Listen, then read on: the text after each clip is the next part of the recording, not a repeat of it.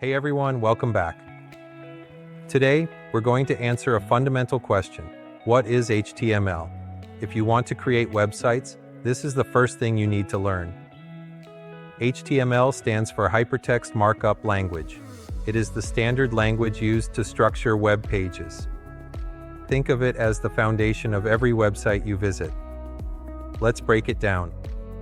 HyperText. This means linking one page to another. When you click a link and move to a new page, that's hypertext in action. Markup language. This means we use special tags to organize and format content on a web page. Without HTML, websites wouldn't exist. Every web page, whether it's Google, Facebook, or YouTube, starts with HTML. It works together with CSS for design and JavaScript for interactivity to create modern websites. Here's a simple example of an HTML web page. This is a basic HTML structure. Don't worry, we'll go step by step and learn everything in upcoming lessons.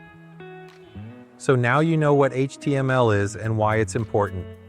In the next lesson, we'll write our first HTML code together. If you found this helpful, don't forget to like, subscribe, and comment below. See you in the next video.